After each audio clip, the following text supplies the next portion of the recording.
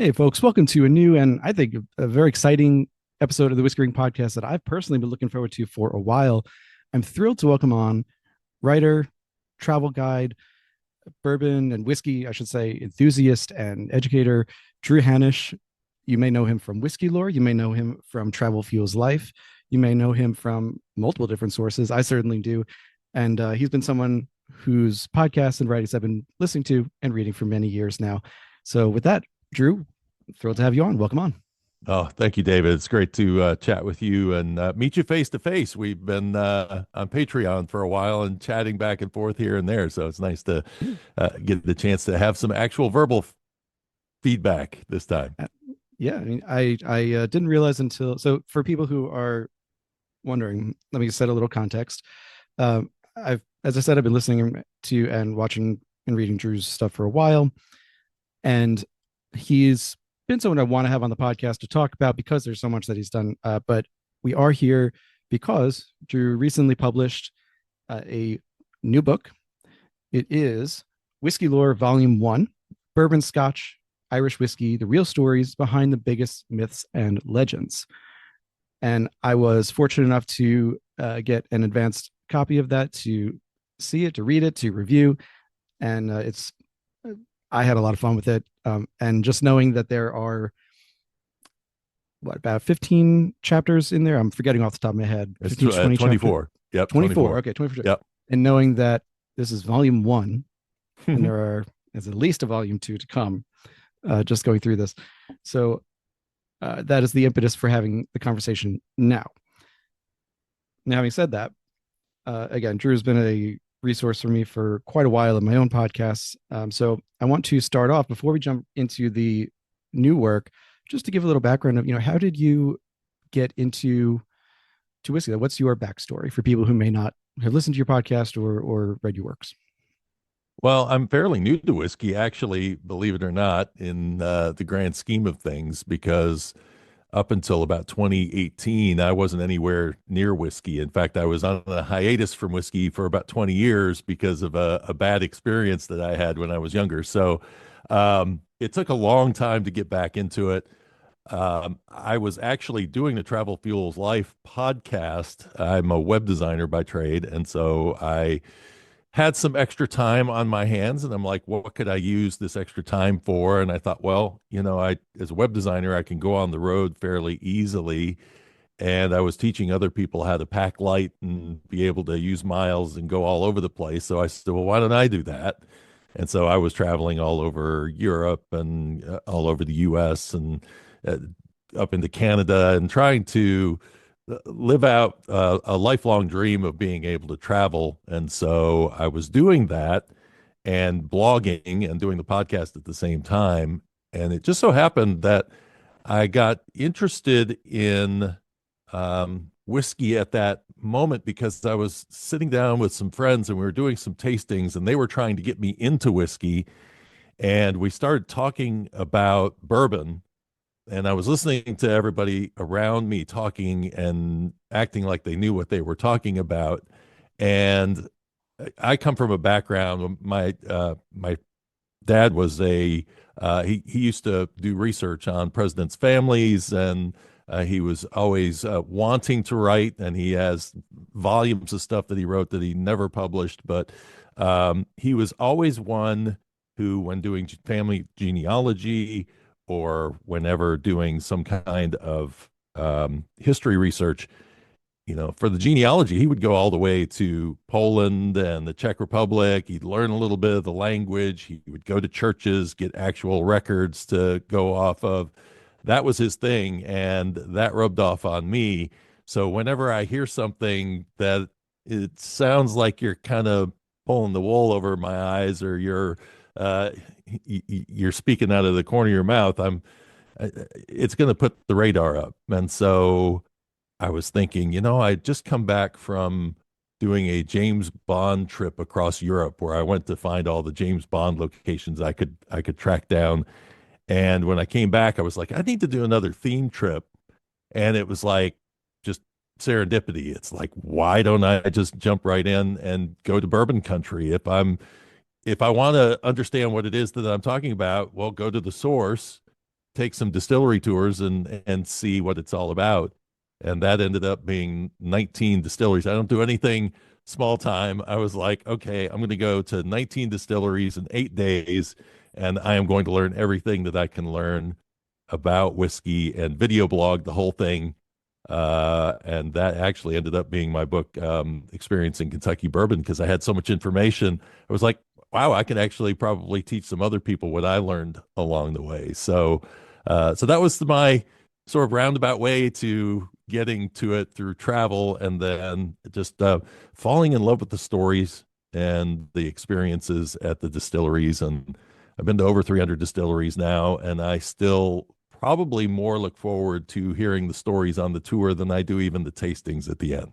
So, And that's saying something because, everything tastes better at a distillery than it does at yeah. home. So, hence why, I'd say for reviews, I always review at home or at least a neutral location. Because if I do it at a distillery, nothing I ever review will be bad again. Yeah. So, I do have a copy of Experiencing Kentucky Bourbon in front of me, the first edition. And as a way of getting into the hobby, hobby for most people, it's a hobby of just going to distilleries, being part of whiskey and getting to really know it. The stories are, it's hard to understate or overstate how important the stories are. It's Yeah. what brings people in. It's what arguably saved a lot of these companies in the doldrums of the 60s, 70s, 80s, even early 90s. It's what a lot of companies now use to, whether true or not, and that's part of what we'll get to push product and push their story and say our whiskey is better than someone else's whiskey for this reason. Um, the so for people who maybe are listening and haven't gotten into the hobby of whiskey yet or in the world of whiskey, I would actually suggest holding off on your new book for them because you need to hear those stories. Yeah. You need to hear the stories first, and go on the tour at Jack Daniels and hear them, and at Heaven Hill and all the big ones, small ones too, of course, but these are just the ones that are kind of ubiquitous in the milieu. Something else that I would really encourage people to look at Experiencing Kentucky Bourbon for is as you were saying, your suggestions on how to taste things, how to get into it, the basics of it. And we've had a couple of people on the podcast who have written not similar works, but I mean a way to taste things, and they have their own way. Shouting out, of course, Lou Bryson, Lisa Roper Wicker. These are people like you who I respect greatly when they say this is how you should do it, or this is how I suggest to do it. It's worth taking a look at. And the most compelling reason to pick up your particular book, I think, is that it's thin, comparatively speaking. Yeah, versus the other books. Yeah. Yeah, and I really don't mean that derogatorily at all. I mean it as it's digestible. It's something that can be read very simply. You need no prior knowledge. If you have some prior knowledge, great, it'll enhance it, but it prepares you to go into these distilleries. And it's for me, that's something that is really important, because if you're going to that tasting at the end and you've heard the stories are great, but not everyone tells you how to taste. And sometimes you get the little plastic cups to taste out of instead of a Glencairn or a more traditional tasting glass, and you got to figure out, all right, how am I going to do this in a way that does justice to the spirit that I'm trying? And so I've been talking a lot, but this is all to say. Well, I was going to say the thing about the way that I wrote that book, if I tried to write that book today, it would be much harder for me to write because I've been to so many distilleries now. I would equate it to when my dad taught me how to drive a stick shift car.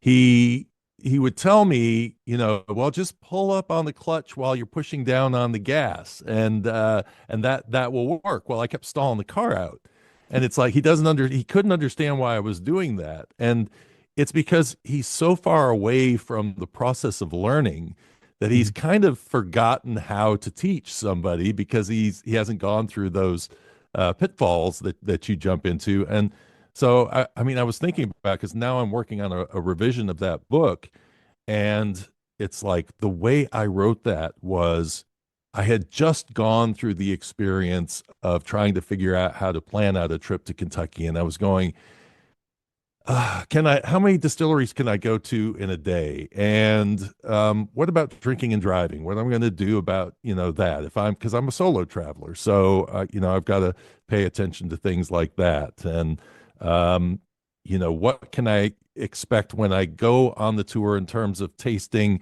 Because it's not like they're going to set you off in a room, pour you some glasses, and then let you just sit there for an hour and a half and try to figure things out. It's like, you have the small little communion cups, as I call them, Yep. and sometimes, or you get the Glencairns, but usually it's a smaller cup.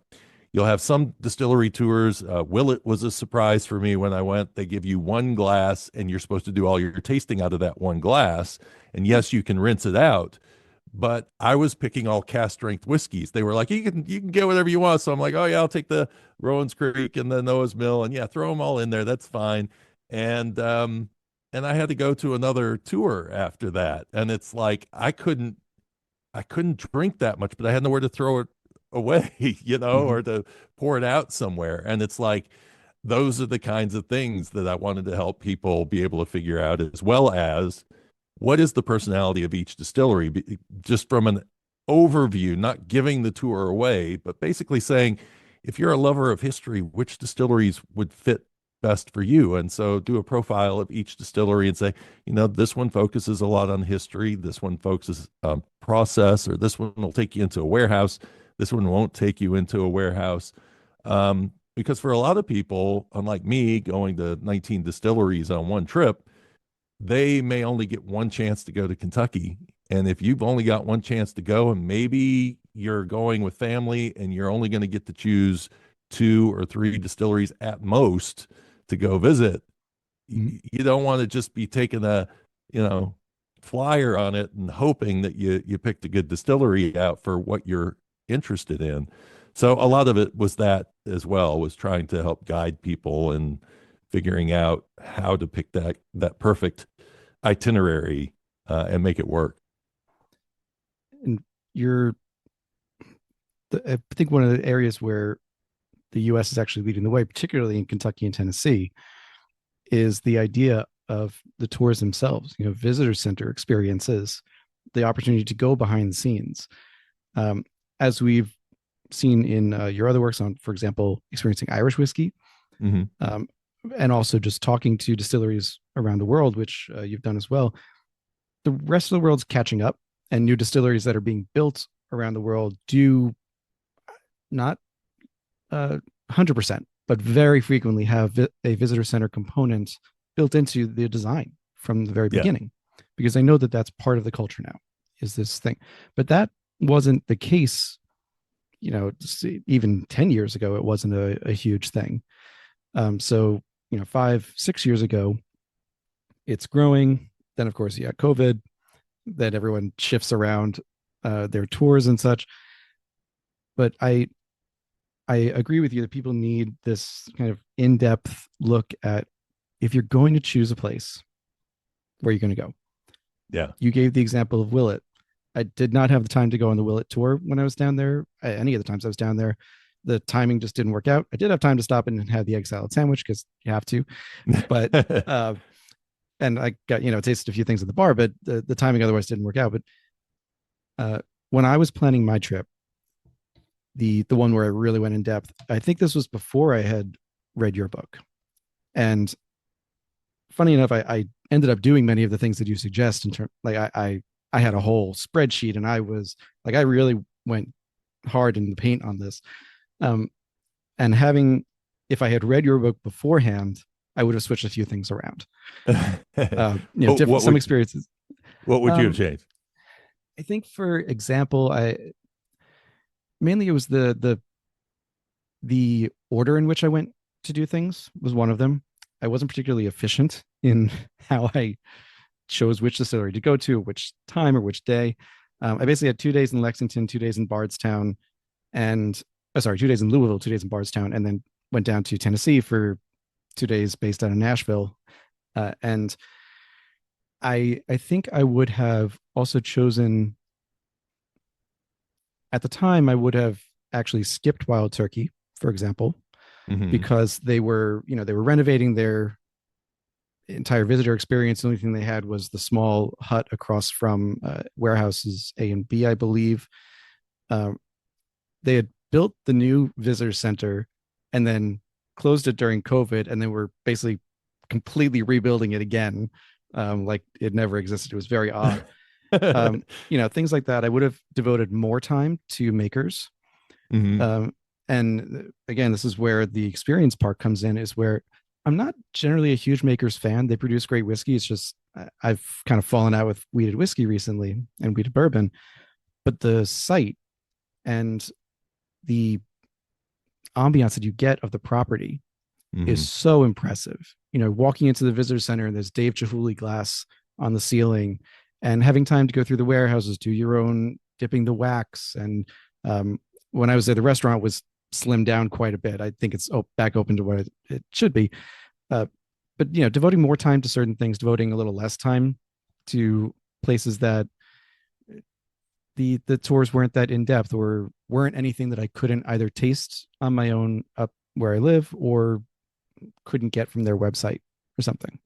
Right. Yeah, and that's one of the things that I felt like I needed to include in there, as well as what did I taste when I was there. It's part of the reason why I need to update the book as well, because when I was traveling around, it was pretty basic that they can't serve you over 1.5 um, ounces of whiskey in a tasting. So they have to split it up. If they're going to give you five, they're going to split it up in very small amounts, versus if you get two samples, you're going to get a little bigger sample on those usually.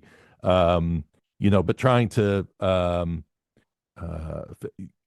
figure out, what am I going to taste when I go there? If somebody goes to Buffalo Trace and they think they're going to be drinking Pappy Van Winkle, it's just not going to happen Right. unless you really have a tour guide who's got an inn somewhere.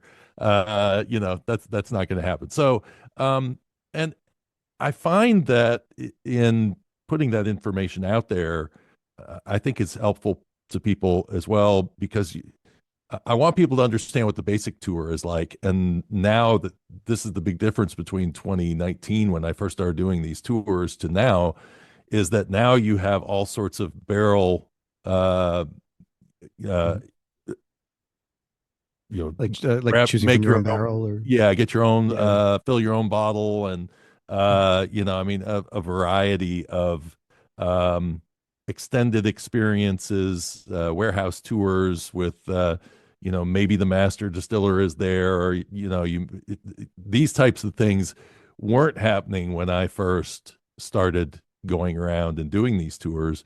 And it's funny because I'm going back and I'm going to go to a lot of these distilleries again on this tour, and it's tougher because I can't be incognito. Nobody knew who I was before. Now this time I'm like, okay, I'm just going to go ahead and reach out to the distilleries and get this all set up so that so they know I'm coming. But they'll ask me, hey, we've got this extended tour, we've got that extended tour. And it's like, no, I want to go on the basic tour. Whatever the basic tour is what I want to do, because I want to give people a baseline of, what is it that you would really, if you just went to the bare minimum, this one versus this one versus this one. Mhm. And then when I talk to people about, in the writing, I say, look for the extra experiences at the distilleries you really like. So when I went to Scotland, um, if I'm going to Isla, I'm gonna go on the Lefroy warehouse tour, because Lefroy's my favorite Scotch whiskey. So, I see a bottle in the background there. So yeah. yes. So do it. I mean, that's the thing is, um, we're not all made of money and can, just do the best experience at every single place. So make sure that, you save those extended experiences for the places that you're really, really looking forward to going to.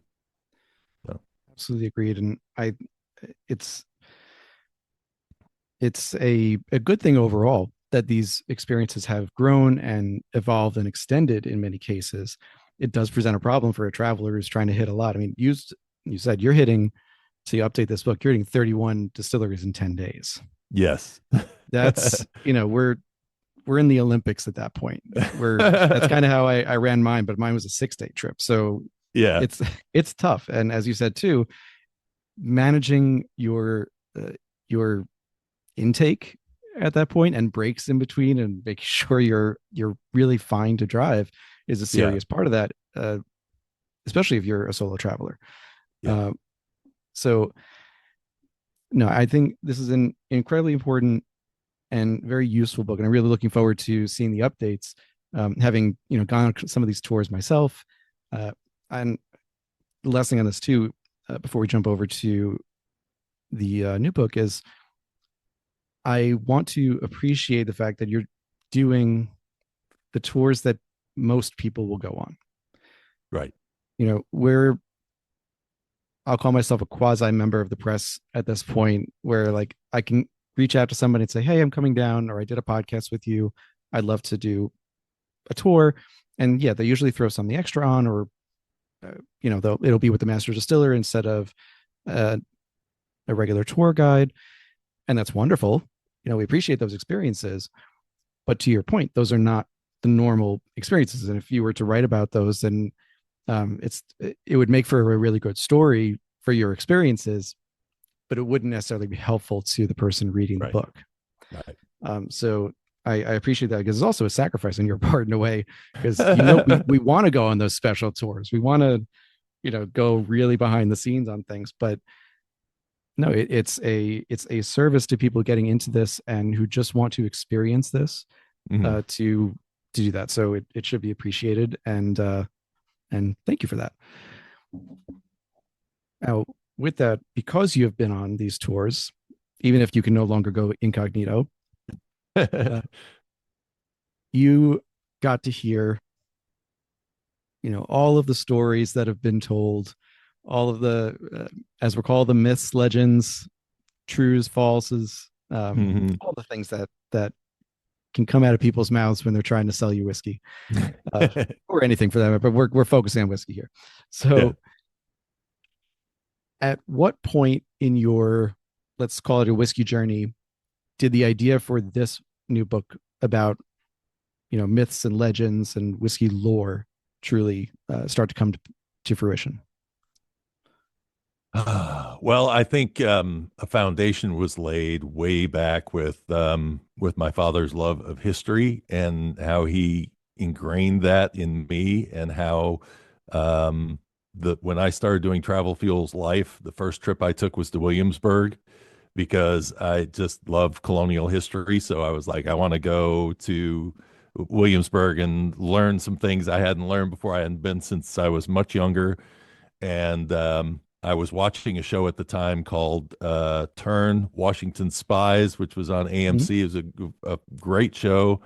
Um, and they done a lot of the filming there. And so I ended up going down there for that. And it just, if something, especially in that era, but 18th century, 19th century history, a lot of 19th century history, I'm a little weaker on. So whiskey actually kind of gave me an opportunity to start learning some of that. And I was learning it while I was going through the distilleries in Kentucky, and I was learning it while I was going through in Scotland and going through the distilleries. And I went to Ireland, and I'm hearing all of these names of kings and queens, and I'm oblivious to most of it because I didn't pay that much attention to world history when I was in school. But I was starting to pick it up, and hearing these whiskey stories. Um, what kind of got me, even at the very beginning, I went to about three different distilleries on the first day, then I went to three distilleries the second day. By the end of the second day, I was going, did did Bourbon get its name from Bourbon County, Kentucky, or from Bourbon Street, New Orleans? Because I've heard both stories, and this is only day two, and I'm not quite sure what I'm supposed to believe. And then every tour you go on, the tour guide will always laugh at their own joke about, that they feed the spent grains to the cattle and the area, and that Kentucky has the happiest cows. But then you go to Scotland and they say the same thing over Mhm. there. And then, if you're in Ireland, Ireland will tell you, well, we age our whiskey for 3 years in a day, and they only do it for 3 years in Scotland, so ours is better. But then you go to Scotland, and they say the same thing about their whiskey versus the Irish. And Right. so, the fact checker in me is kind of like, okay, this does not compute. And what is the actual truth behind this? So, actually, just after those first 19 distilleries was enough for me to go, there are some stories here I would really like to dig into. And so the way I decided to get into that was because I was doing the Travel Fuels Life podcast. I thought, I could probably do a whiskey podcast too, but rather than interviewing other people for the stories, why don't I research it myself? And then I could write a story and then I could present the story kind of like, I grew up like in Ken Burns kind of stuff and, really kind of produced episodes where they're telling you a story along the way and maybe injecting some voices in from industry experts and that sort of thing. So, that's how I got started. I did a episode on Four Roses and I told the history of Four Roses and went and interviewed Al Young from Four Roses a month before he passed away, and got his story of how they brought that brand back, him and Jim Rutledge, their involvement in it. And went through and just told and narrated a story as I went through, and then would drop his overdubs in there to kind of carry the story along. And I had a lot of fun with that. But what I started to find out was, actually, where the change came, where I decided I had to move into doing books, came after I did some brand research for the Chicken Cock brand. Mhm. Because as I was going through and doing research, my initial job was to see if there was any connection to cocktails, if maybe this is where the name evolved from. And I said, well, I don't know that I'm actually going to find that. That's going to be pretty hard to pin down, but let me go in and look. So I was digging through court records and trying to find out the origin of the brand and figure out, who started it. It was a weird story that was perfect for me because it was about a guy named James A. Miller who, for some reason, he inherited a distillery, he took over a distillery from somebody who had just built one in Bourbon County, Kentucky, and within 4 years he passes away, but somehow his name is so renowned that they have to give the brand a name, Chicken Cock, but they have to attach his name, James A. Miller Chicken Cock, to every bottle. And I'm going, well, how does a guy who's only been around for 4 years gain such a massive reputation? Most distillers at 4 years are going, hey, I can release my first whiskey now. So it didn't Right. it didn't make sense to me. And so as I was digging through, I started going through newspapers and doing research. And he died in 1860. He took over built the distillery in 1856. And what I found as I was going through court records was that actually he owned a lot of other property before that. There was an article written about him in 1857 in the Louisville Courier Journal that said James A. Miller, our friend, is going back down to New Orleans for his 19th annual trip. Well, this is 1857, and then he's saying 19th annual trip, and that said, oh, I need to go back and see if I can find out. That takes us to 1838. If we're Right. going back to 1838, we're going back to he is now a contemporary of James C. Crowe.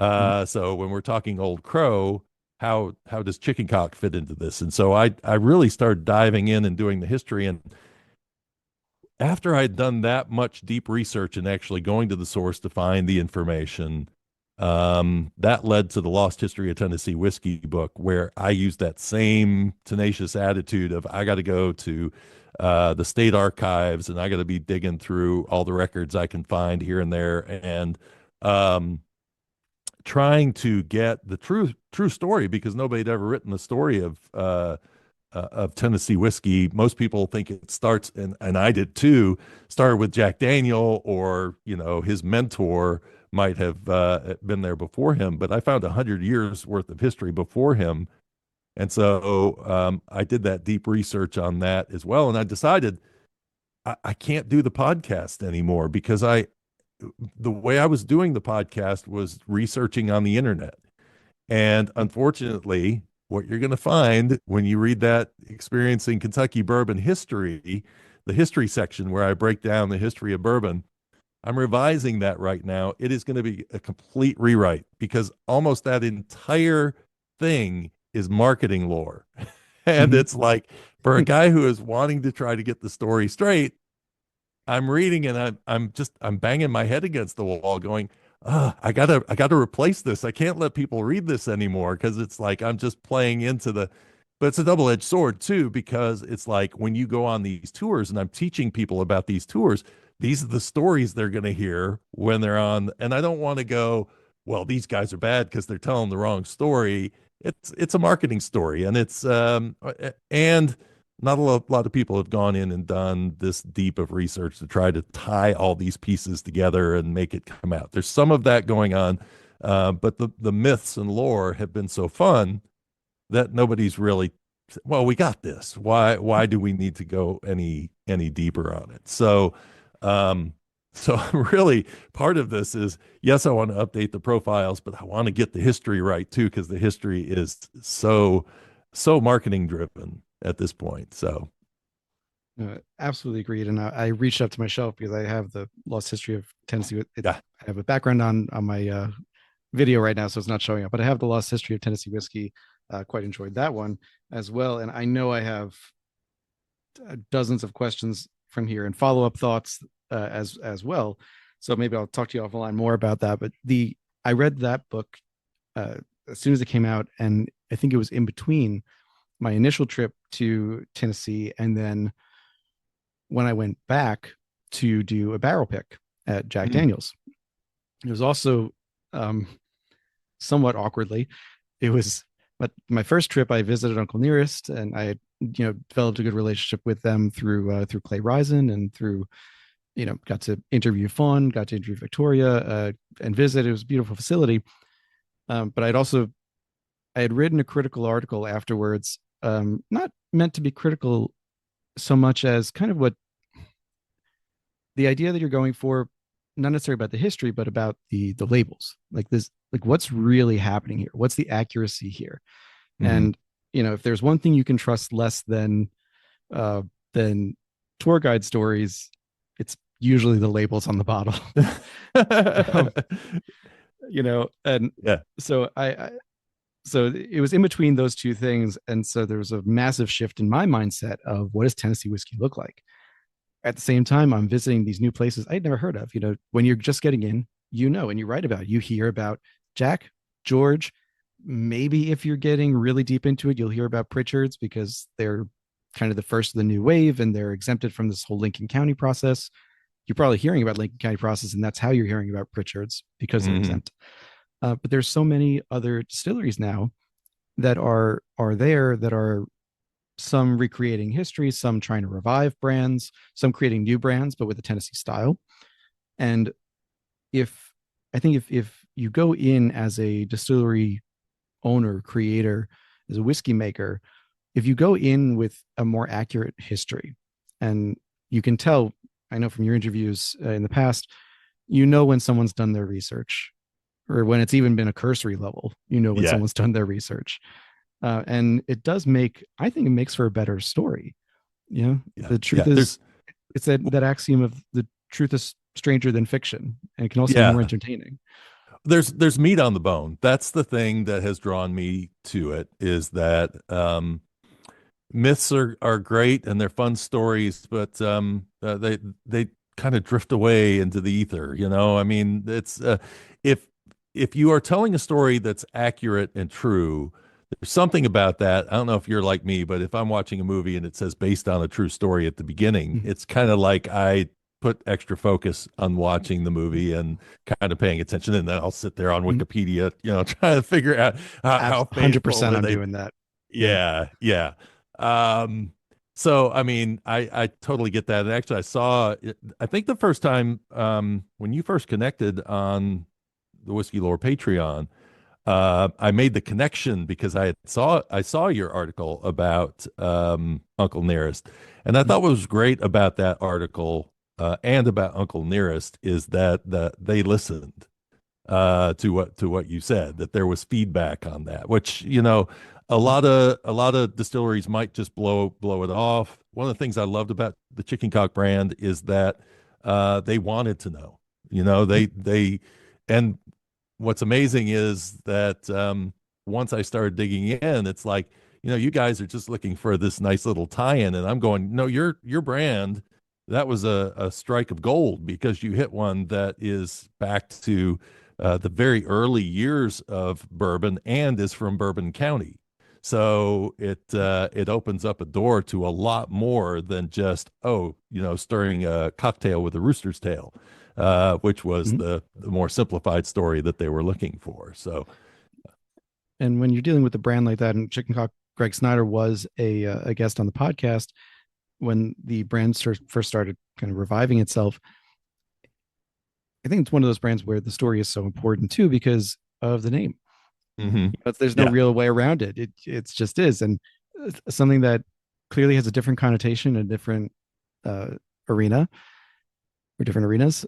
And but once you get past the name, then you're like, Mhm. if you're on a group or if you're talking to someone about it, you're like, all right, yeah, yeah, yeah, it's funny, it's funny. But then you have to taste the whiskey, and then you have to back it up with, all right, forget about the name. Name is Yeah. important, but forget about the name. What does the whiskey taste like? Yeah. If you're going to add in finishings or blends or things like that, is it going to be representative of this brand that you're reviving? Is it going to pay homage? And if it does pay homage, is it going to be the idealized homage, or is it going to be as accurate a representation as it can be? Yeah. We know a lot of things can change. The woods change, the grains change, the water has changed, the climate has changed. Everything has changed since, Yeah. 30 years ago, 10 years ago, let alone 150, 200 years ago. But you can still, to an extent, these brands can try to recreate what they're doing and pay enough homage to it. Hope I'm not getting paid to use that word. Uh, pay enough homage to it to represent it accurately.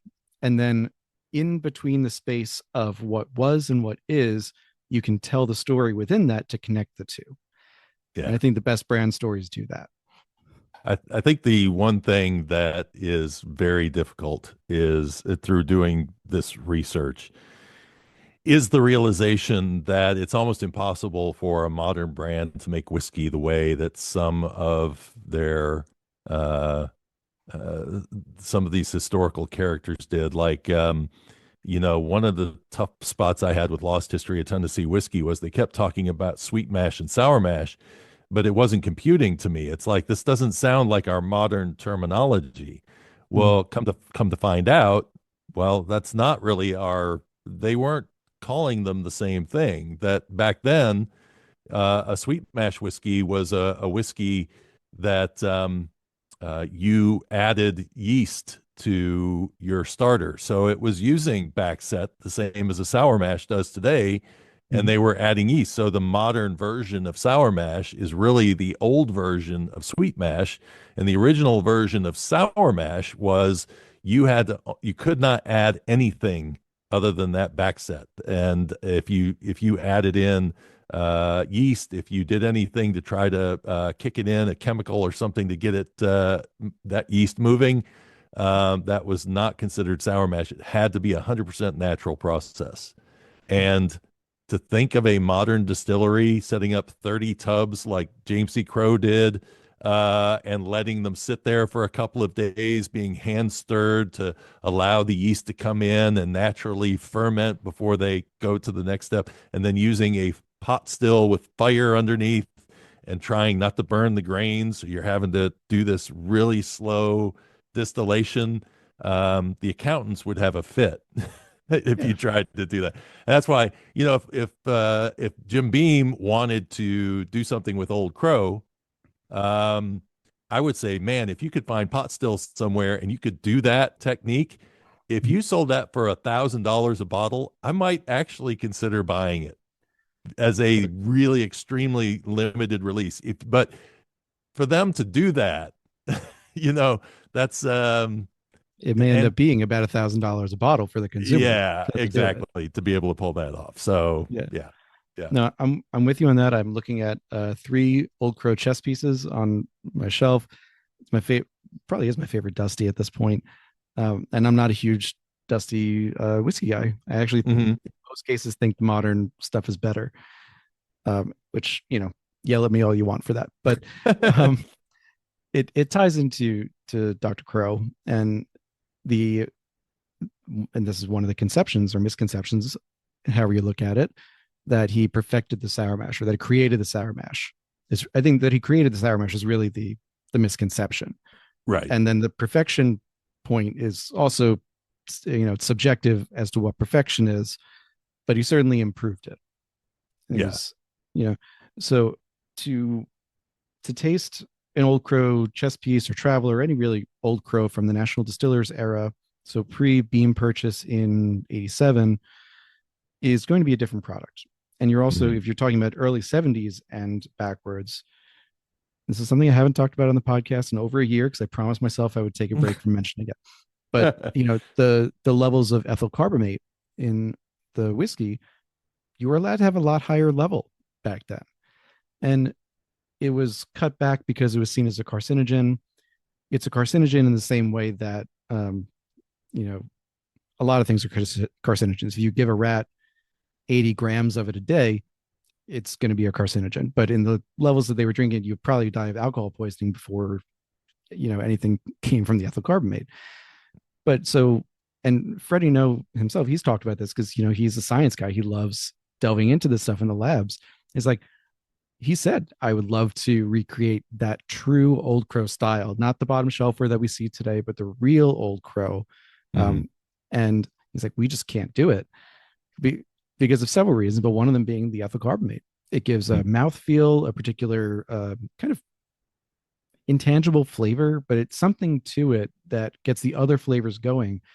And the biggest proof to me is just it's an 86 proof whiskey, an 86 proof bourbon at that, that has body and flavor. Hmm. And when we're talking American whiskey, corn distillate in particular, that's very rare. Yeah. Uh, you Yeah. know, Well, Scotches and malt whisky can get away with it, but not so much corn. yeah, I think the other piece of it too is the fact that today we distill in column stills, and this was one of the interesting things I found out about E.H. Taylor is that E.H. Taylor, before the Bottled in Bond Act, was a huge proponent of pot stills. He said they perfected whiskey in 1812. Why should we mess with it? And that belief that you have so much more control over the cuts that you're taking and the amount of what they called fusel oils back then, and some still call it fusel oils now, that stuff that's going down into the tails a little bit, that when you put it into a barrel, that barrel interacts with that in particular to create some really interesting flavors. And on a column still, you're pulling whiskey off at a particular point. You're not getting a chance to cut into those fusel oils that are down below. You're grabbing at a perfect level. Well, the problem with perfect, coming from a music engineering background, I laugh because prior to the age of digital recording, everybody tried to perfect a recording. They wanted it to sound as clean as possible. When digital recording came out, everybody had to find filters and things to dirty it up because it just sounded too sterile. And in a way, it's kind of that same thing that if you're cutting from a very fine point, you're going to miss some of that interesting stuff that's going on around it. And so, if that's the way Old Crow was made, if that's the way Old Taylor was made, um, you know, unfortunately, we're not gonna get there. Woodford Reserve was the rebirth of having pot stills on the Kentucky Bourbon Trail, but that only makes up like 20% of what ends up in a bottle of Woodford Reserve. So Right. it's got a little of that, but not as much as you would maybe think. That that can go on, a rant for several for me, several of my friends of the well, the Woodford logo is the three pot stills because that's the genesis of their new story. It's not really that accurate as you know. It's at best Yeah. facetious on that one. Um, and you're right. There's just techniques too. I mean, even with the pot stills, I we both know people and have interviewed people who are trying to recreate those styles. People like Steve Bayshore at Washington's Distillery in Virginia. Basically, anything Alan Bishop does is trying to recreate something. Hmm. And there are people like that around the country and around the world. To a certain extent, there's just you there are very few people doing wood fire direct fire pot stills because it's so hard to control and the accountants would kill them. Yeah. If you have a pot still, you're maybe have more control than a column still, but it might be gas fired. So you're still, standardizing it to a certain extent, and you'll get the Maillard reaction a little more. You'll get, as you said, the feints and the fusel oils with more control than you would with a column still. But there's still something, it's something missing from it, Yeah. from that Yeah. handmade style, and it's the inconsistency is missing, and which can be some of the most fun things. We love single barrels Yeah. because they're inconsistent. And even though people kind of they'll flock to like Camp Nelson F for Wild Turkey, they'll say I love everything from this particular warehouse. But the idea being it's a single barrel. It could Yeah. be dead center of the profile. It could be way off profile, but that excitement of the inconsistency. So Yeah. I think there is a desire for that, but that's also such a small percentage of the people buying whiskey, like the people buying today's Old Crow or even just General Maker's Mark are probably not going for that. They're just going for what they like and they're going to stick with that. Yeah. Yeah. No, it's funny. As I was doing my research, I've been digging into the history of Bourbon County a bit and talking about those old whiskeys. And I ran into an article where someone was talking about how the old timers, there was an old timer that was complaining because he said, I'm not getting any more of that scorched whiskey. He said, I love that scorched whiskey. It's like, it, it brought back memories for them, that the way that you used to distill and you'd burn that grain and it'd get that burnt Mhm. flavor into the whiskey. That was like, it again, it brought back a memory. It was so for them it was positive. We would taste it and go, what is this and why? And I think that is probably speaks to your experience with older whiskeys as well, because I have had some older whiskeys that taste musty to me. It's like, Mhm. what is this musty flavor that I'm pulling in? Um, and I think that in some cases, either it's been how it's been stored or whatever it may be, but it also may be that that was just something that uh, people enjoyed in their tasting back then, and it's just fallen out of favor. We don't really necessarily like musty these days, so Yep. who knows? It's been a long time, and I don't remember who's told me this, but it was someone who was involved in the industry and who was blending, and they said the one thing you cannot blend out is mustiness. You can have a 2,000 barrel batch. They can Yeah, still call it a small batch, but it'll be 2,000 barrels. They have one that goes musty, and you'll still taste throughout. Um, no, you're right, and this goes back to it's a good tie-in with this kind of lore and legends and myths about it, where the styles and the tastes are kind of lost to history as well. If you're if for, let's take that example. If you were to taste a whiskey from I was going to say 1930, but that's probably not going to be accurate, or not too available. Let's say pre-prohibition, yeah, early 1900s. The At that point, the whiskey trust is so strong in the center of the country. You've got the controlling aspects in New York as well and Chicago. Um, if you can taste a whiskey from that era, you kind of have to take it at face value. Trust that it was, as you said, that it was stored properly, that it wasn't exposed to heat or light or anything. So if let's say it was stored perfectly, you and I think, would both still want to know, is this the profile? Is this the taste and the nose and the experience that the distiller at the time wanted you to have? hmm, And that can be very different from the extant literature in the histories. If you're looking at ads, if you're looking at notes from even from within the distillery, sometimes those don't always line up. So then you're wondering, okay, is there something wrong with the whiskey? Was the notes wrong? And this yeah, is where that history just gets foggy. And I agree. I love I love that aspect sometimes, but I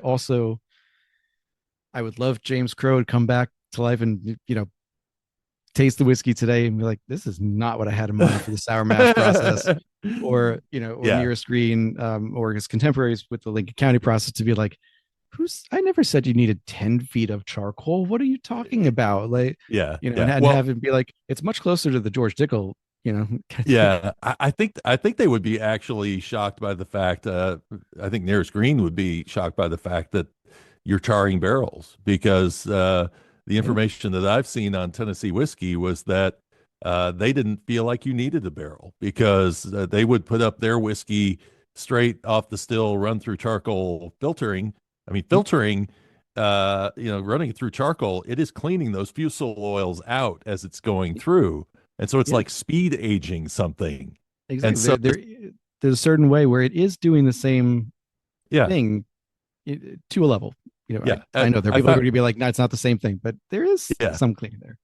I found articles when I was doing the Lost History of Tennessee whiskey, where when Lem Motlow was bringing the distillery back, he said, "We'll have whiskey out on the market in 6 months, and I'll put that 6 month whiskey up against any Kentucky bourbon any day or night." And that was now you have to remember this is 1938, so the Kentucky bourbons that were on the market then were 2 years old. They'd be Right. 2, 3 years old. They weren't going to be that much older, and so that's what he was comparing against. But he was saying, I can run it through the charcoal, stick it in the barrel for 6 months, and it'll beat any Kentucky bourbon.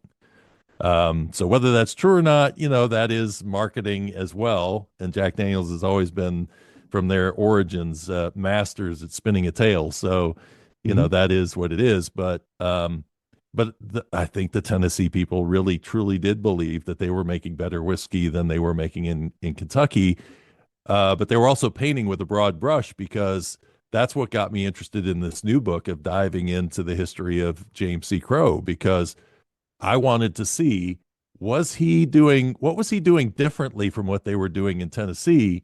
Come Mm-hmm. to find out, he really wasn't doing anything different except for putting it into barrels. That they used the same technique that Jack Daniel and James C. Crowe were both doing the sour mash process. Mm-hmm. Probably the only difference would be that uh, Crowe was doing it on a pot still with a flame, and Jack Daniel was using a log still with steam. Mm-hmm. So that would have been the main difference, probably also between those two. So Absolutely agreed. And I think with that, it's a great way to focus us in our last third here. I know we've had this experience where we've talked on Patreon, so I know we could talk for hours and hours, and I hope that we do have further conversations as well. But to spend the last, let's say, third of this interview on the new work, we're talking about some of the most strongly held beliefs in the industry and the ones that are pushed the hardest from marketing. And I mentioned a few of them. As I said, I got an advanced copy, which I was very appreciative of, and got to review it. The ones that I picked out when I was reviewing was things about Aeneas coffee and the coffee still in Ireland. Whether Elijah Craig was the father of bourbon, as you said, where the bourbon name comes from, and the origin of moonshine blindness, mhm. and how it's that one. I think of the 24 chapter, I think that one, the moonshiner's blindness, might have been the one that I think it got me the most because I was like, that's I thought it was very scientific of, if you have too much methane, if you drink methane, if you drink the heads, basically, Yeah, you're going to go blind. And that's scientifically true. Like if you drink methane, you're going to go blind. That's not really um, up for debate. yeah, However, the story was that if you just drink moonshine, it's going to make you blind. yeah, Uh, and it's, this is a bit of a spoiler, but I'll throw this one out there that it's not really from the moonshiners. Like the moonshine wasn't necessarily making people blind.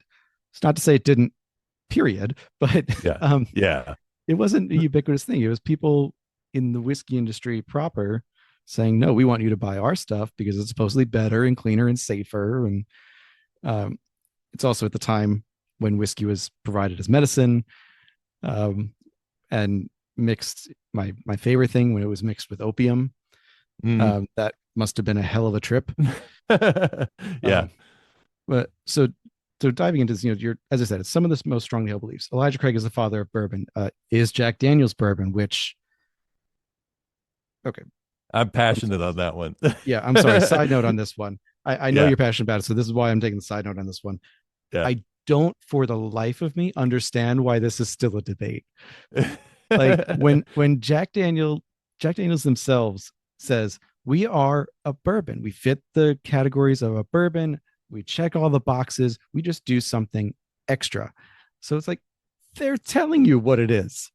The Yeah. brand Yeah. is telling you. The one that's most known for this is telling you that this is what it is. Why are we still arguing about this? Well, and it's funny because it all seemed to come up all around one time, just before I started working on this book.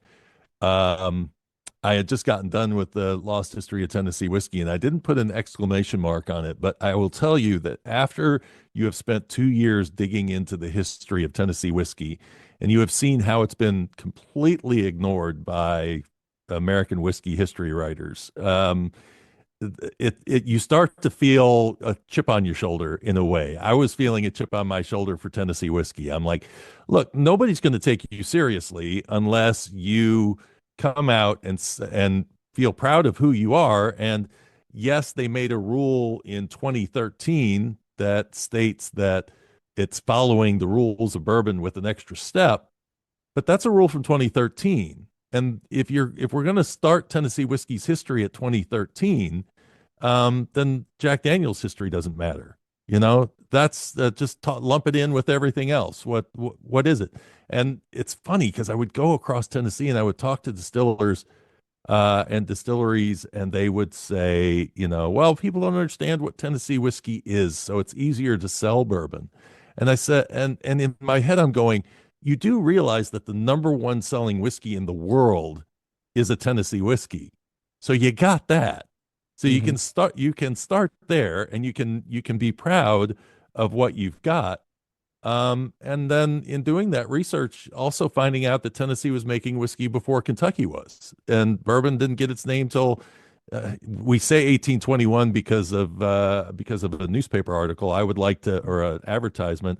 Mhm. I don't necessarily think that's what they were trying to achieve in trying to say bourbon whiskey. They were saying it came from Bourbon County Right. because it was in a Bourbon County newspaper, and they wanted to show that it was local.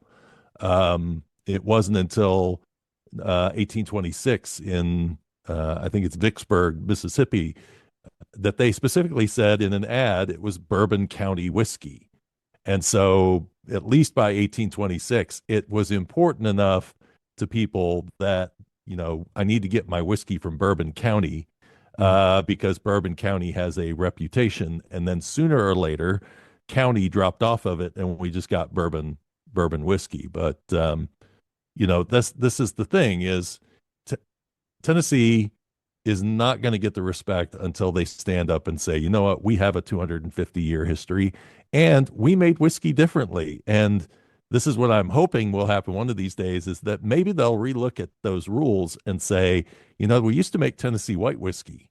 And if we were making Tennessee white whiskey, maybe we need to just change the rules in one more spot in that charred oak barrel and say, Mhm. you know what, you don't have to use a charred oak barrel. You could use an uncharred barrel if you wanted to give it a different characteristic, make it different from, because I think that would be more historically accurate. And this is also where I must point out, as a point of respect, uh, when talking about where bourbon got its name, whether it was the street or the county, I happen to agree with you very strongly that it was the county, and that was building on work done by the great Michael Veitch, among others. I think I know it's among others, but Mike is the one most known for writing about this topic before now. And I this is, I think, where it's important to recognize the place of this book as well. Just as we were talking earlier about how experiencing Kentucky bourbon can be the great entry point of directing people how to get into this, how to start, how to just get started, take that first step on the journey. When you're looking at Whiskey Lore Volume 1, now you're really thinking about, to put it bluntly, you're looking at people who care enough to interrogate this and to Yeah. wonder, where did bourbon get its name? To wonder uh, why a Baptist minister, made whiskey. Why? And there are a lot of ministers that come up in whiskey history, by the way. Yeah. Dan Call as well. There are a bunch of them. And how these stereotypes come, how blended Scotch became somehow lesser, or considered lesser rather, than a single malt. And it's not something that I think even a couple of decades ago, a lot of people cared about, or certainly were not asking questions about. But it also is a second or third level of people interested in this sphere who are going to be Yeah. reading this. Yeah. Well, the goal in a lot of ways was to write this in a way to where, um, if you didn't know the history, you could still kind of get a feel for it. It's like I start off by telling you, here is the myth, and Mhm. then dive in and try to use some historical context, maybe from a story that's not even whiskey related, but to try to get people into a mindset and get them thinking, and then pull them into the whiskey side of the story. I am a big fan of writing history in a way that people have to use their brains in the process of choosing whether they believe it or don't believe it. Mhm. I want to leave that gap open there that somebody can come in and maybe question. I'm a little bit more definite on this book when I get to the end with some of my pronouncements, like Bourbon Street Mhm. versus Bourbon County. It's pretty clear to me that nobody ever wrote anywhere uh Bourbon Street whiskey. I cannot find it in print anywhere that in the 19th century anybody was saying that.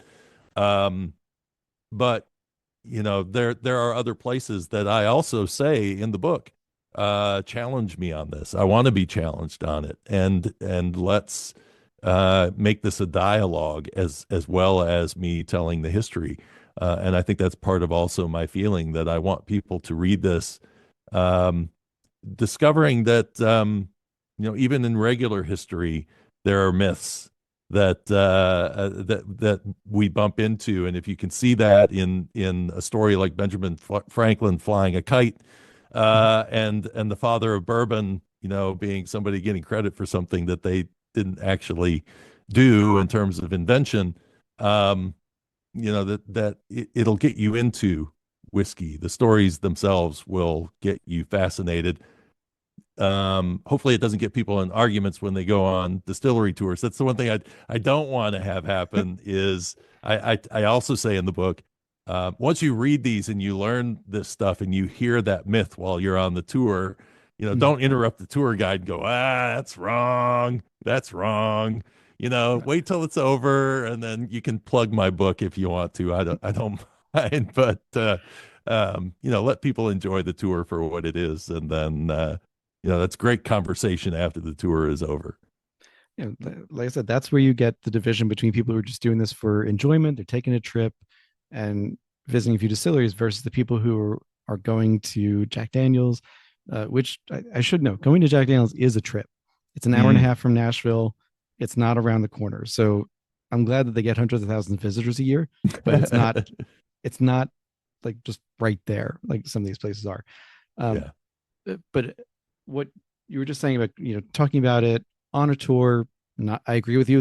I think it would be just rude to to yeah, challenge someone on a tour like that.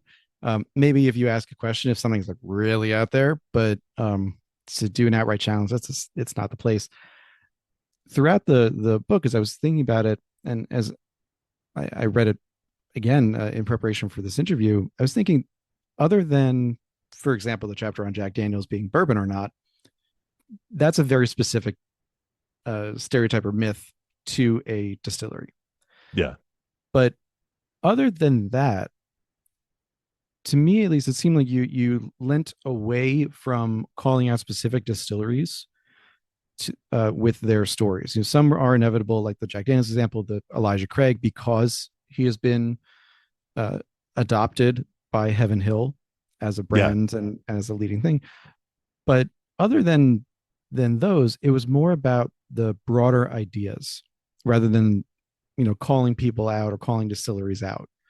Yeah. Um, Obviously, you have a good relationship with uh, places you've interviewed, places you've visited, and I think we tend to be on the same page where we're not looking to start trouble necessarily. We want people to ask the Right. questions rather than Yeah. get into Yeah. fights. Yeah. Um, but I am curious, as you were writing these, and these are many of these apply to current whiskeys, current brands. Did you struggle at all with, how far to push the like this is just not true in some Yeah. cases? Yeah. Um, you got to have some fun with it. And yes, it there, as I write at one point, a friend of mine says that I'm slaying sacred cows all over the place. But you know, I think in some ways people can probably put two and two together and sort of figure it out for themselves. I will say that volume two, I'm going to be challenging that 1866 date for Jack Daniels. I will tell the story behind it, but I do that also in Lost History of Tennessee Whiskey. Mhm. There were stories with Jack Daniels when I was doing that book that I'm like, wow, should I be the one really telling this story? And there were certain things that I left on the cutting room floor, but I don't necessarily shy away. Like I do talk about Weller and Pappy Van Winkle in the book and Mhm. go into this idea of the original wheated bourbon. And is that true or is that not true? I really wanted to find out for myself. And I think there's a part of me that says, marketing is marketing. I used to work in the marketing department. I was a web designer that worked in the marketing department. I understand what marketers go through to have to try to sell a product and make something um, feel good for people. And so, you know, I can hear these little bits of lore and it will kind of make my skin crawl a little sometimes. I'm like, stop doing that. But then I think, their job is they're a marketer. I'm a historian. I'm going to be going in. I'm going to be trying to find the real story. For people who want to find the real story, they can look up my books. For people who want to just enjoy a day at the distillery and being fed whatever thing makes them feel so good about a particular whiskey, roll with it. And because I don't believe anybody has malicious intent in terms of trying to destroy history. I think it's a lot of people who have found a great story and they don't, it's like we love when we hear a story that's good and we want to share it. And so I can step back and appreciate that, but I also do drop some clues every once in a while. Like, for instance, if you read my chapter on the six medicinal licenses Mhm. that were supposedly came out during Prohibition and people distilling throughout. We all have heard, if we've gone on a Buffalo Trace tour, that they're the oldest continuously running distillery, which implies that they were distilling through Prohibition.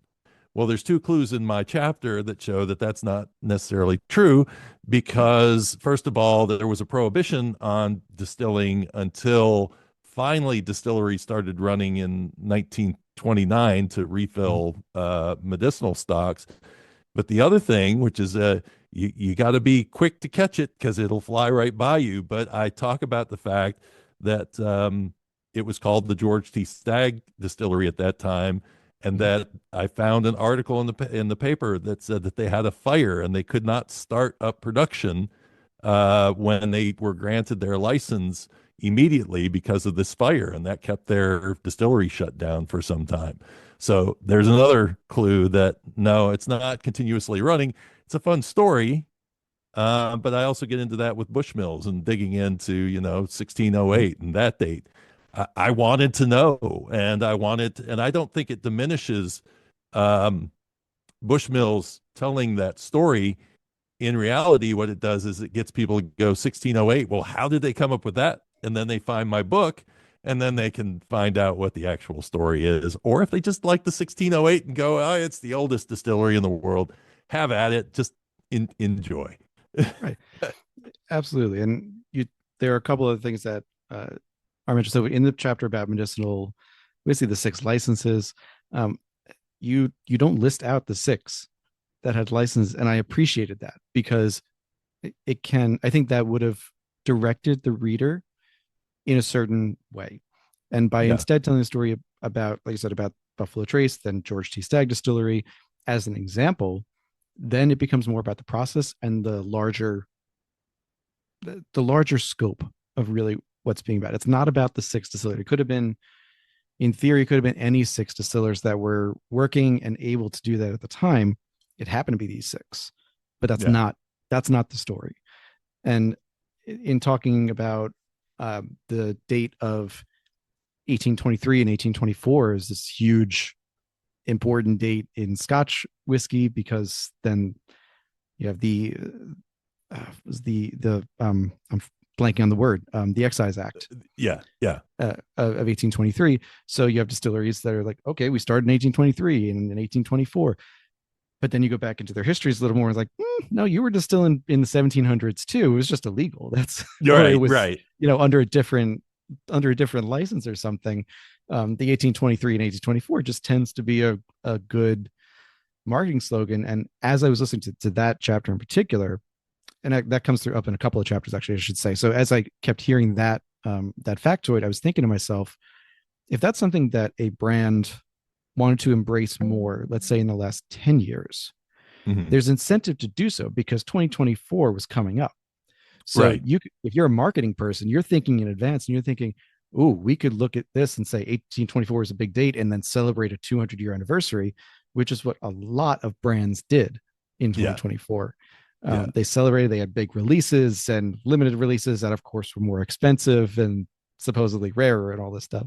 So it it really does come down to what is marketing, what's the truth, what's the in between that we can also be comfortable with, you yeah, know? yeah. Or are we okay figuring that uh that are we okay with as you gave the example of Bushmills?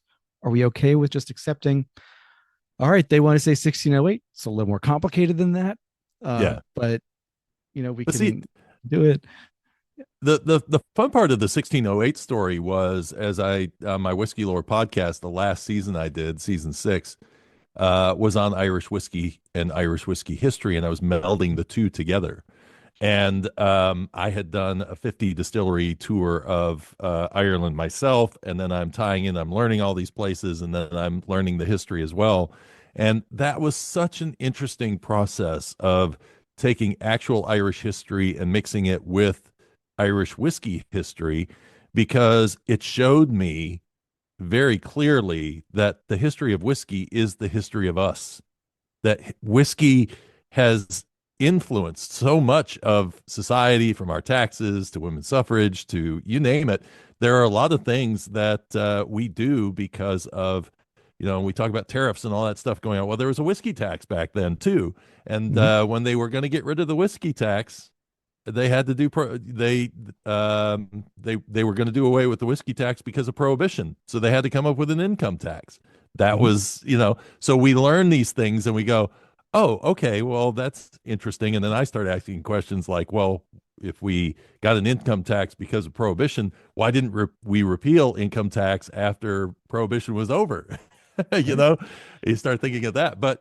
Um but also it's the people, and it's and this is why I say the real stories to me are much more interesting than the fables, because what I find when I write and I start tying these stories or putting these stories together, I start finding common threads, and I'll be researching another story that's a later chapter, and I'll be like, wow, this relates back to my story before, and I didn't even think about the ties between that. You talk about we're talking about Helen Cumming and what she did with the Cardew whiskey, and the idea of Highland distillers who were trying to, that she was doing the distilling for the family, and that they came out of the shadows with that Excise Act of 1823. But at the same time, you had Aeneas Coffey, who was with the Irish excise at the time, and he would have been in on those discussions about this because he had seen firsthand, being an excise officer out in the Inishowen Peninsula in Ireland, the violence and also the troubles that the distillers had there in surviving, and so he could be there to give their side of it, and it's probably the reason why it shaped up into what ended up being the modernization of the whiskey industry, because he had a fascination with distilling. He had a fascination with taxing and the excise, and he cared about the people, even though they beat him senseless when he was out on the wild frontier. So, um, you look at that and you go, "Wow, okay, that's really interesting." And then what I found with the Whiskey Lore podcast was that all this is going on, or the taxes that were going on in the 1780s, where they were playing with the taxes over there, pushed a farmer over into the United States named James Anderson, and he becomes the distiller for George Washington. And it's Mhm. like, oh, something that happened, a tax that happened in the United Kingdom, is the reason why George Washington had this distiller and this highly successful distillery, and it all just ties together, and it brings out names that and so that's what really energizes me to keep digging into these stories. And I know we just have a few minutes left. Are you okay to go a couple more? Yeah, I'm good. So, just because again, there are a few more things I want to hit on, and I think this is implicit, but I think someone really needs to write a book also about kind of tying all of these stories together. Just how, like you said, how whiskey and particularly taxes on whiskey, quite frankly, um, shaped so much of our current legal system, tax system. Between, I mean, there was a point at which whiskey tax and spirits excise was a the largest plurality of government income in the United States for a Hmm. very long time, like nearly a century, from antebellum to basically to the income tax and prohibition. You have Irish pot still and an entire category of Irish whiskey being created because unmalted barley was cheaper and taxed less than malted barley was, and oats even less so, and why there are oats in the recipe, and but subsequently also why oats are not in recipes in Scotland, in the US, very infrequently. Yeah. And even today it's mainly by craft distillers who are trying something new, and God bless them because I love oats and whiskey. But there's so much that it's the excise, it's the taxes that are driving changes. It came up in conversations with when I had one with Mark Lawrence Schrod, who wrote Smashing the Liquor Machine. It was a global history of prohibition. The tax aspect, the money aspect, was present in nearly every country, region, situation you wanted to look at.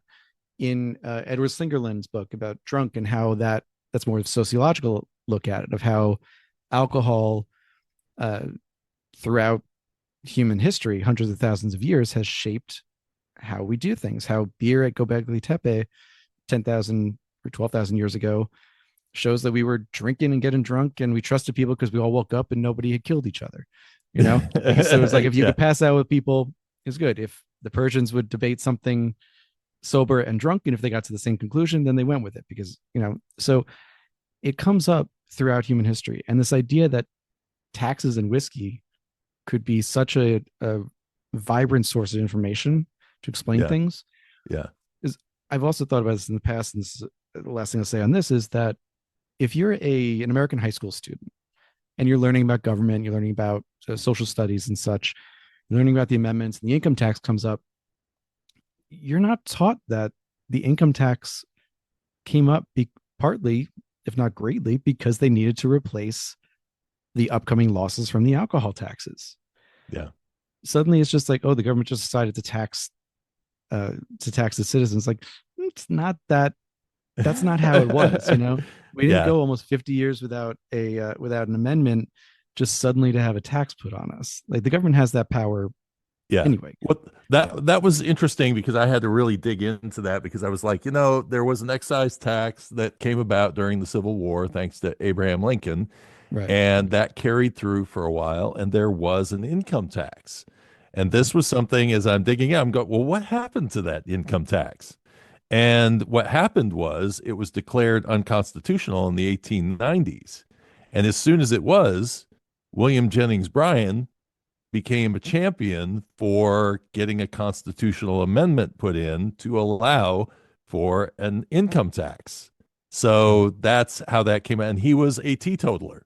So because Mhm. of that position, he was a big driver on getting the amendment passed.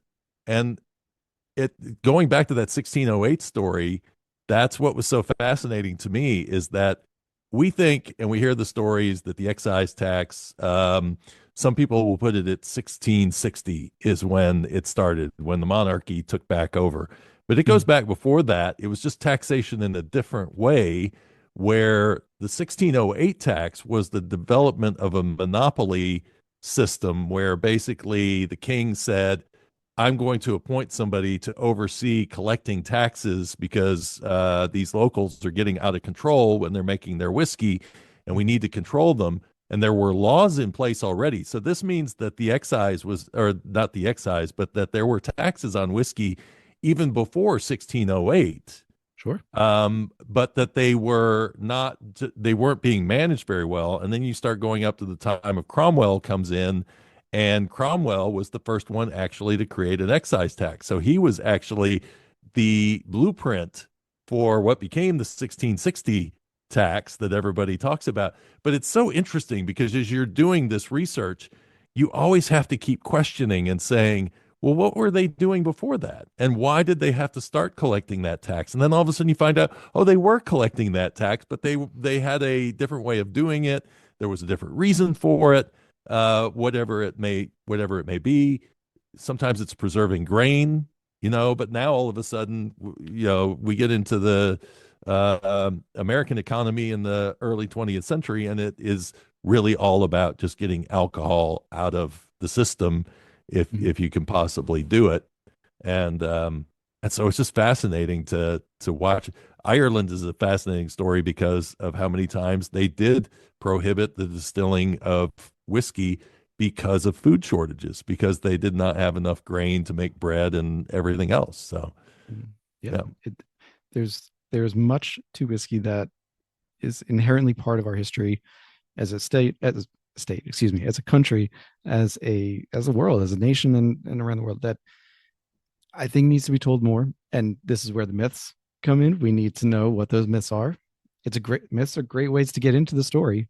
yeah, yeah, Everyone loves mythology because it's you'll get an axiom out of it, you'll get a story out of it, but it tells you something, and there's a yeah, reason behind that. And I can't say enough about this. I really enjoyed it. It's an engaging book, as you said. The prompts at the beginning of each chapter to say, here's what the myth is. Um, I also loved the inclusion, and I know I'm skipping over this a little bit, but the inclusion of AI in this. yeah. Of what does AI say about this? What and is AI accurate on this? And looking at it through that lens, because that's a modern lens. That's a very contemporary lens. That if you just Google, was Elijah Craig the father of bourbon? The first thing you're going to get, if you do that right now, pause Yeah. this and read that in Google, you're going to get an AI suggested transcript at the top that says whatever it's going to say. And that's what most people are going to read. Hmm. So I love the inclusion of that. And it's not something I would have thought of to do because that's exactly what people are going to see and read today. Yeah. Yeah. Um, and so again, I cannot recommend this enough. The book is available on Amazon. It's on Kindle, on audiobook, paperback. I am sad, by the way, that I understand why, but I am sad that you discontinued the podcast. You have an excellent voice for like, radio and podcasting Well, and thank you. storytelling. It's I've always enjoyed it. It feels weird to say that face to face. I'm not sure why, but There is the there audiobook. there is the You still audiobook. have the Yes, audiobook. Yes. yes. Uh, There's the audiobook, and I said it also because there are a lot of podcasts that we listen to.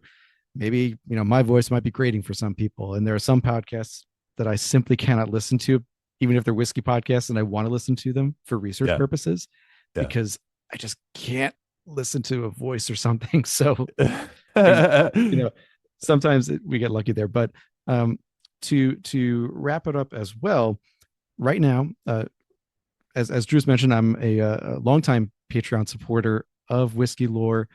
I didn't realize it was one of the earlier ones, but I've supported for years now. I love it, and as part of that, you get to be part of things like the brackets that are being set up, Yeah. and voting on your favorite whiskeys and which ones you should be paying attention to and which ones Drew should be paying attention to. And honestly, I know you get ones from me, I get ones from you, and from other listeners and supporters. Right now, Drew is planning his Great 48. Going to be He's soliciting suggestions for all the 48 contiguous states, lower 48. Yep. I think there are some in Hawaii and Alaska at this point, but that I Well, think that's going to require a little bit more Patreon support before you can do that separately. But believe it or not, I checked into it, and if I'd have bought my tickets, because I'm going to end this in Colorado, so I'm doing all interesting. 50, Okay. 48 states. I'm going to finish in Colorado. If I flew out of Denver, I saw the other day for $700, I could fly to Alaska, to Hawaii, and then back to Denver. So it's That's possible. not bad. Yeah, Yes, it that's not is bad. possible. You might have to do an appendix on there I may. because that's not bad. And there are distilleries, whiskey distilleries at that in every state now. Yeah, Again, yeah, couldn't say that a decade ago. absolutely. Yeah, So, if you support Drew on Patreon, if you also follow him on social media, I'm especially following on Instagram, but we'll have links to follow him as well. Get in on the action. That's the best thing I can say is get in on mhm. the action. Throw your ideas in the ring, because there's going to be a distillery that Drew hasn't heard of. And there are other people looking at these and seeing whiskeys they haven't seen before, distilleries that they should take a look at. And I love the idea, especially this many years into the podcast or this into the hobby, even, Yeah, of being a part of something. And I yeah. think it's a great opportunity for people to be a part of your next work and your upcoming journey. So I highly recommend it. Well, I have to say thank you to you too, because some of the suggestions that you've given on the Patreon when I was doing the craft distillery fan favorite craft distillery, our winner Ryashi was actually one that I had not heard about, and you had posted them as a suggestion, and I was shocked by that winning, honestly. I that yeah, came out. yeah. Yeah. Well, what happened is my last name is Hannush, which is actually a derivative that comes out of maybe Czech Republic area. Like But Hanoush kind of thing. it was Hannis, which was Hannes, yeah. Hanish, and Gotcha. it's but it's funny because there is a Lebanese uh Hanish that is spelled almost exactly the same, and so everybody in Lebanon apparently believes that I'm from that area. So the name connected. And so a lot of people from Lebanon were following. So I think that really kind of helped. The secret sauce, what is your last name Yeah. and does it draw people in? Um so that was fun. But Roy was great to talk to also, Mhm. and it's great to see. I'm really trying to support craft distilleries these days because I know times could get a little way, rocky here over time with a lot of whiskey coming on the market, and so supporting those local distilleries, I think, is very, very important. Yeah, we'll be in touch, I'm sure, over the course of this year and next, as we saw the wave starting to crest in late 2024 around the world. Even closure of Waterford was kind of the one that got the Mm, most, or the pen I should say the pending closure. It's in yeah, receivership. yeah, But the even it entering receivership got the most notoriety. But there are a hmm lot in the country, around the world, that are going to be suffering and really facing a trying time. So I wholeheartedly agree in that aspect. We want to support craft distilleries, support the best stories, the most authentic stories that we can find. Um, Interrogate them to be sure. Ask the questions. Yeah, Make sure they're not, as you said, talking out of the corner of their mouths or anything like that, as much as possible. yeah, Give them a yeah, little leeway of, all right, you got to market, you got to sell the whiskey, but ask them the questions, and then maybe great conversations come from it, and more questions will be asked. And if someone's asking about the whiskey, they're interested. yeah, yeah, So that's a step absolutely. forward. Yeah. So with that, again, I know we could talk for hours. There's certainly at least another interview or two worth of things to talk about. So we'll talk more in the future. But for now, thank you to Drew for coming on, talking about his new book, Whiskey Lore, Volume 1, Bourbon, Scotch, and Irish Whiskey, the real stories behind the biggest myths and legends. It is currently on Amazon, the #1 new release in whiskey. And I have no doubt it will continue to be there for quite some time. I hope it is, certainly. You can get it, as we mentioned, on Kindle, audiobook, paperback. I received nothing for this, so this is purely me supporting someone that I really support. And I will have show notes and links for you to follow Drew to support his work. And with that, just Drew, thank you for coming on. Thank you, David. You're all the best and success to you too in what you're doing, and keep interviewing people who are interesting because I enjoy hearing those stories, and I think we feed off of each other in some ways. I see your who you're talking to, and it draws my interest as well, and opens up more avenues for me to explore as well. For sure. And even though you stopped the podcasts, I still go back to your episodes when you've talked to someone I'm talking to, and it's a must go for when I do research. So hang on with me for just a sec after I close out the recording. This has been another episode of the Whiskey Ring Podcast. Thank you, everyone, for listening. Once again, I'm your host, David. We had our guest, Drew, on. Thank you for listening, supporting, sharing, and I will see you all next week.